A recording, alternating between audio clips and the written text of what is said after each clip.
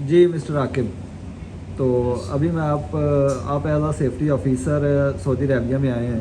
जी जी तो आपसे मैं कुछ सवालात करता हूँ सेफ्टी ऑफिसर के लिए। जी जी मैं शुक्रिया। चेक करता हूँ कि आपके पास कितना नॉलेज है। तो आप अपना इंट्रोड्यूस करवाइए अपने आप को सबसे पहले। जी मैं आकिब जमशेद हूँ, पंजाब पाकिस्तान से। रिसेंटली मैंने डिवोर्स किया है और अब एक कंपनी वीज़ा पे सऊदी अरेबिया में हूँ, जुबैल सिटी में। ओके, तो बेसिक क्वालिफ़िकेशन क्या है आपकी? मेरी बेसिक क्वालिफिकेशन इंटरमीडिएट है, ICS कंप्यूटर साइंस की। ओके, चलो मैं आपसे कुछ क्वेश्चन करता हूँ। तो आप सबसे पहले बताइए कि वर्क एट हाइट क्या होती है? वर्क एट हाइट, कोई भी अगर काम हम 1.8 मीटर हाइट से अबव कर रहे हैं, ऊपर कर रहे हैं, तो ऐसा कोई भी काम वर्क एट हाइट में आता है। Okay good. और कन्फाइंड स्पेस क्या होती है? कोई भी ऐसी जगह जिसमें बिल्कुल नैरो सा आने जाने का रास्ता हो, कोई भी ऐसी जगह जो कंटिन्यूस रिहाइश के लिए ना बनाई गई हो, कंटिन्यूस ऑक्यूपेंसी के लिए ना हो, यहाँ पे कोई वर्कर कंफर्टेबली काम ना कर पाए, किसी भी ऐसी जगह को हम कन्फाइंड स्पेस कहते हैं। जिस तरह टैंक्स हो गए, हाउस हो गए, वेसल्स हो गई। Okay, what is H2S? H2S क्या होती है? H2S बेसिकली ये एक गैस है, बहुत टॉक्सिक गैस है। H2S हम इसे हाइड्रोजन सल्फाइड गैस भी कह सकते हैं। ओके, H2S गैस का LEL एंड UEL क्या होता है? H2S गैस का LEL 4.3 होता है परसेंट, 4.3 ppm। ओके, और 45% उसका UEL होता है। 45.5 यस, UEL। ओके 4.3% LEL और ओके 4.5 45.5 UEL होता है ओके इसमें। ओके, तो एक जगह पे लिफ्टिंग करवानी है, तो लिफ्टिंग में क्रेन आ गई है, लिफ्टिंग मटेरियल जो लिफ्ट करना है वो भी पड़ा हुआ है, तो आप एज अ सेफ्टी ऑफिसर उसमें क्या चेक करेंगे? हम सबसे पहले तो उसकी प्रॉपर एक चेक लिस्ट क्रेन की चेक करेंगे। उसके बाद ऑपरेटर और रिगर का थर्ड पार्टी के साथ सर्टिफिकेशन चेक करेंगे। उसके टूल, टैकल, सब कुछ की भी थर्ड पार्टी सर्टिफिकेशन चेक होगी। ओके उसके बाद हम एरिया उसका थर्ड पार्टी सर्टिफिकेशन ही, इतना ही कुछ ही लाइक दैट। ओके, बस आप लिफ्टिंग स्टार्ट करवा देंगे, यस। और भी कोई डॉक्यूमेंटेशन आप चेक करेंगे? हाँ, हम लिफ्टिंग प्लान भी चेक करेंगे ना इसके साथ, उसका पर लिफ्टिंग प्लान किस तरह लिफ्टिंग करानी है हमने ओके, किस। और लिफ्टिंग प्लान के अलावा और क्या चीज़ चेक करेंगे? उसका method statement, work method statement check करेंगे। वर्क मेथड, ओके, और इसके अलावा क्या चेक करेंगे? उसकी रिस्क असेसमेंट चेक करेंगे और प्रॉपर। इसके अलावा क्या चेक करेंगे? उसके अलावा यही कुछ होता है। वर्क परमिट नहीं देखेंगे? हाँ, वर्क परमिट भी देखेंगे, वो तो ओके बहुत ही ज़रूरी है ना। ओके, तो कौन कौन से बंदे इन्वॉल्व होंगे लिफ्टिंग के दौरान?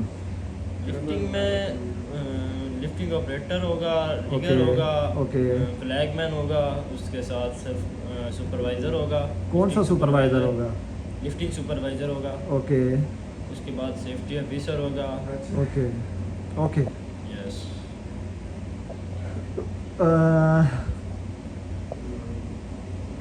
कौन सी लिफ्टिंग को आप क्रिटिकल लिफ्टिंग कंसीडर करेंगे? कोई भी लिफ्टिंग जिसमें लोड जो है 40 टन से अबव हो, ओके उसे हम क्रिटिकल लिफ्टिंग में शामिल करेंगे। इसके अलावा आगे क्रेन की कैपेसिटी का 80% हिस्सा जो है उससे अबव हो लोड, तो उसको भी हम क्रिटिकल लिफ्टिंग में शामिल ओके, करेंगे। मतलब कि उसके अगर अलावा- क्रेन 100 टन की है तो हाँ, आपका तो सेव 80 वर्किंग लोड जो है वो हाँ, 80% 80% है, ओके yes। ओके। उसके अलावा ब्लाइंड लिफ्टिंग अगर ब्लाइंड लिफ्टिंग क्या होती है? ब्लाइंड लिफ्टिंग जिसमें ऑपरेटर जो है वो वज़न को लोड को नहीं देख पाता, अगर ओके, उसे हम ब्लाइंड लिफ्टिंग में शामिल करते हैं। ब्लाइंड लिफ्टिंग आप कैसे करवाओगे? ब्लाइंड लिफ्टिंग में प्रॉपर 2 से 3 लीगर यूज़ होंगे। ओके उसके अलावा हम रेडियो वॉकी टॉकी के ज़रिए ऑपरेटर से को इंस्ट्रक्ट कर सकते हैं। ओके, ब्लाइंड लिफ्टिंग जो है वो नॉर्मल लिफ्टिंग में आएगी या क्रिटिकल लिफ्टिंग में तो आएगी? ये तो क्रिटिकल लिफ्टिंग में आएगी ना, ओके। Blind lifting. ओके, तो आप एक्सकवेशन में काम कर रहे हो, एक्सकवेशन जो है वो 4 मीटर है डीप है, तो उसके साथ आपने स्कैफोल्डिंग लगा स्ट्रक्चर लगाना है, तो एक्सकवेशन से कितनी दूर आप स्कैफोल्डिंग स्ट्रक्चर लगाओगे? बेसिकली इसका फोल्डिंग इसका- स्ट्रक्चर एक्सकवेशन की डेप्थ से 1.5 होना चाहिए ना, 1.5 डेप्थ की डिस्टेंस होनी चाहिए ओके, एक्सकवेशन की। और तो अगर डीप एक्सकवेशन जो 4 मीटर डीप है, यस, तो जो स्कैफोल्डिंग स्ट्रक्चर है वो फिर कितनी दूर लगेगा? वो 6 मीटर पे होगा ना। 6 मीटर पे Yes, होगा, ओके अगर 4 मीटर की एक्सकवेशन है तो उसका फोल्डिंग पे ओके 6 मीटर पे होनी चाहिए। ओके। कितने मीटर एक्सकवेशन जो है वो कन्फाइंड स्पेस में कंसीडर होगी? 1.2 मीटर की एक्सकवेशन अगर चली जाती है डेप्थ में ओके तो वो कन्फाइंड स्पेस में शामिल होती है। ओके। हॉट वर्क आपने करवाना है, यस, वहाँ पे गैस वेल्डिंग चलेगी, यस। तो गैस वेल्डिंग में आपने क्या चेक करना है as a safety officer? Gas welding में उसकी प्रॉपर पीपीएस चेक करेंगे। उसके बाद वेल्डिंग मशीन चेक करेंगे कि वो प्रॉपर इंसुलेटेड है, वो उसकी थर्ड पार्टी इंस्पेक्शन हुई हुई है। ओके उसके बाद हम जो गैस वेल्डिंग का ऑपरेटर होगा उसकी थर्ड पार्टी सर्टिफिकेशन चेक करेंगे। ओके, थोड़ा ऊंची आवाज़ में। गैस वेल्डिंग का जो ऑपरेटर है उसकी थर्ड पार्टी इंस्पेक्शन चेक करेंगे। उसके बाद हाउस कीपिंग वहाँ की अच्छी होनी चाहिए, ओके प्रॉपर हो। उसके बाद एरिया बैरिकेड करवाएंगे, ओके और जो गैस वेल्डिंग के ऑपरेटिंग एरिया है उसको शील्ड स्क्रीन के साथ प्रॉपर बैरिकेड करेंगे, और उसके बाद हम गैस वेल्डिंग। वो जो वेल्डर है, वेल्डर उसके कौन कौन सा पीपीएस यूज़ करेगा वेल्डर जो है? वेल्डर गैस वेल्डिंग के दौरान कौन कौन सा पीपीएस यूज़ करेगा? FRC सूट होता है okay. Proper fire resistant suit, वो यूज़ करेगा वो। उसके बाद वो प्रॉपर एक ब्रीथिंग मास्क यूज़ करेगा, ताकि वो कोई किसी भी किस्म की पॉइजनस गैस जो है वो इनहेल ना कर सके। ओके उसके बाद प्रॉपर लेदर ग्लव्स यूज़ करेगा, ओके और सेफ्टी शूज़ होंगे। ओके ये कुछ उसके बाद वो सेफ्टी हैट भी होगी उसकी। ओके। वेल्डिंग हेलमेट नहीं पहनेगा? वेल्डिंग हेलमेट की बात कर रहा हूँ ना, वेल्डिंग। ओके, उसके लिए परमिट कौन सा यूज़ होगा? हॉट वर्क परमिट बेसिकली वो तो रिक्वायर्ड है ना। ओके, क्या वहाँ पे फायर ब्लैंकेट होनी चाहिए? फायर ब्लैंकेट होनी चाहिए ना, लाजमी होनी चाहिए। ओके, और वहाँ से fire extinguisher hot work area में कितने डिस्टेंस पे मिनिमम होना चाहिए? मिनिमम 5 मीटर्स पे होना चाहिए, यानी 5 मीटर के अंदर होना चाहिए। जी। ओके। बेसिकली 5 मीटर की डिस्टेंस के बाद एक फायर एक्सटिंग्विशर लाजमी हो जाता है। ओके, आप उसको मॉनिटर करेंगे हॉट वर्क एरिया को। वेल्डर जो है वो गैस वेल्डिंग कर रहा है, तो उसके साथ और तीसरा बंदा कौन होना चाहिए? वो उसका हेल्पर होगा ना। हेल्पर भी हो गया एज अ सेफ्टी ऑफिसर। और आप और क्या चेक करेंगे कि कौन सा बंदा और उसके हाँ, पास? वो उसके साथ फायरमैन चेक करेंगे, फायर वाचर यानी चेक फायर करेंगे। वाचर चेक करेंगे, वो तो लाजमी होना चाहिए वहाँ पर। ओके, फायर वाचर का थर्ड पार्टी सर्टिफिकेट आप चेक करेंगे या इंटरनली चलेगा? तो उसकी कॉम्पिटेंसी के लिए ये तो चेक करना पड़ेगा ना, okay. Third party certification. Okay. तो एक बंदा कन्फाइंड स्पेस में काम कर रहा है, वहाँ पे गैस रिलीज हो गई है, yes. As a safety officer आप क्या करेंगे? एज अ सेफ्टी ऑफिसर पहले तो मैं खुद को भी बचाने की कोशिश करूँगा वहाँ से, और एमरजेंसी टीम से कोऑर्डिनेट करूँगा, और अपनी जो अपनी ERD टीम होगी उसको कहूँगा कि रिस्पांस करें इस पे। ओके। क्या मुझे बता सकते हैं टाइप ऑफ सॉइल? जी, ये 3 टाइप्स हैं सॉइल की, टाइप A, टाइप B और टाइप C।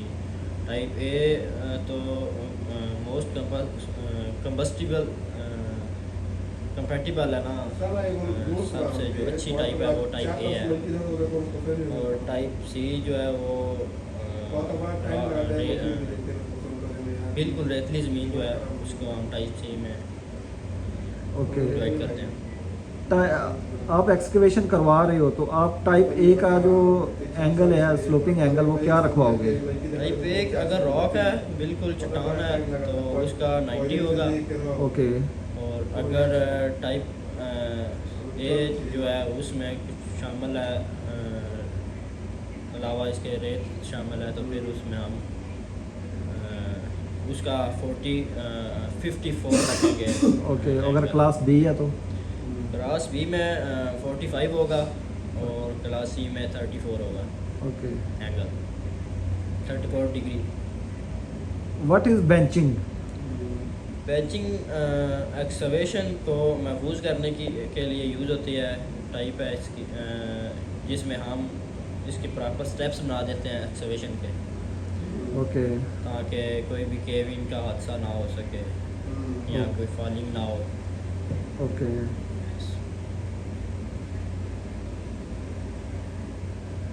तो नेक्स्ट आप बताइए, what is 100% tie of?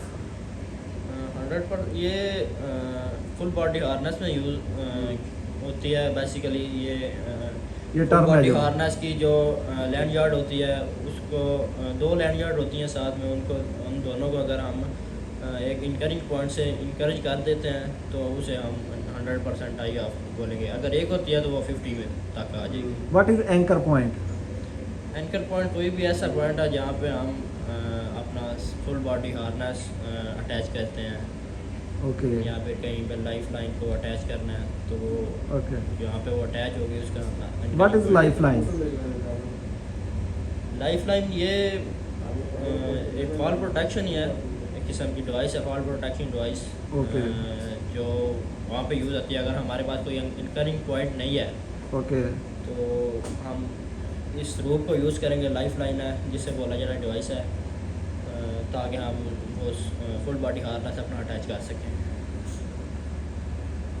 Okay.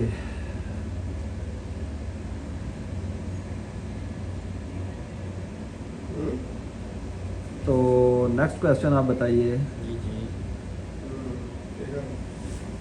Mobile scaffold क्या होती है? What is mobile scaffold? Mobile scaffolding basically जिसे हम एक जगह से दूसरी जगह मूव कर सकते हैं, ओके। जो परमानेंट ना हो, ओके। उसे हम मोबाइल स्कैफोल्डिंग बोलेंगे। एक जगह पे मोबाइल स्कैफोल्डिंग यूज़ हो रही है, आप उसका क्या चेक करोगे as a safety officer? As a safety officer हम उसका टैग यूज चेक करेंगे, ओके। कि वो इंस्पेक्टेड हुई हुई है, अगर थर्ड पार्टी टैग जो होता है उसका, ओके। अगर वो ग्रीन है तो वो सेव है और हम उसे यूज़ कर सकते हैं। अगर येलो है ओके। तो फिर हम उसे प्रॉपर फॉल प्रोटेक्शन के साथ, फुल बॉडी हार्नेस के साथ यूज़ करेंगे। ओके। और आप क्या चेक करोगे उसमें? टैग तो आपने चेक कर लिया, यस। और उसमें क्या क्या चीज़ आप चेक करोगे? इसके अलावा उसकी फ़िज़िकल कंडीशन चेक करेंगे, क्या उसमें चेक करोगे? कि वो उसके साथ प्रॉपर लेजर लगी हुई है। और बस यही चेक होता है ना इसमें, तो सेफ्टी टैग ही चेक होगा हमारी तरफ से, ओके। वो इंस्पेक्टेड है या नहीं है, उसकी लोड कैपेसिटी कितनी है, ओके। ये चेक हो सकती है। ओके।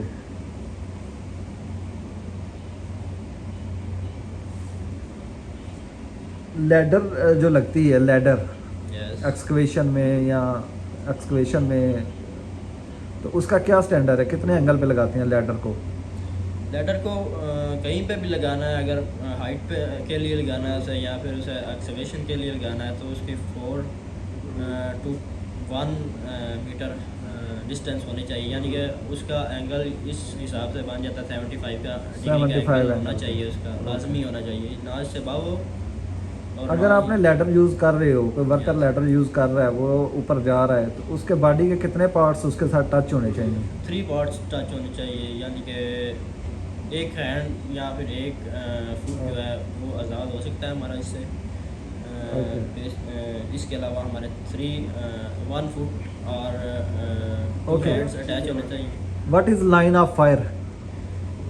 या लैन किसी भी इक्विपमेंट का जो रेडियस एरिया है, जिस जगह वो ऑपरेट हो रहा है, जहाँ तक वो ऑपरेट हो सकता है ना, उस रेडियस एरिया को हम लाइन ऑफ फायर बोलेंगे। Okay. How many type of fire extinguishers? There are 5 types of fire extinguisher: water type, foam type, powder type, wet chemical, okay. and CO2, carbon dioxide. What is PASS method? PASS basically ये fire extinguisher use करने के लिए use होता है। POS जिसमें हम POS में P का मतलब पुल द पिन, Okay. एक का मतलब एम दी फायर, Okay. उसके बाद एक एस का मतलब है squeeze the fire, and second S का मतलब है कि sweep it around the fire. Around the fire. Yes. What is permit? Permit ये एक रिटन डॉक्यूमेंट है, जो बेसिकली किसी भी काम की परमिशन के लिए यूज़ होता है। हाई रिस्क एक्टिविटी अगर परफॉर्म करनी है तो उसकी इजाज़त के लिए यूज़ होता है। कोई भी एरिया इंचार्ज है ओके। वो इसकी इजाज़त देगा तो काम शुरू होगा। Okay. Okay Aqib, thank you so much. Welcome.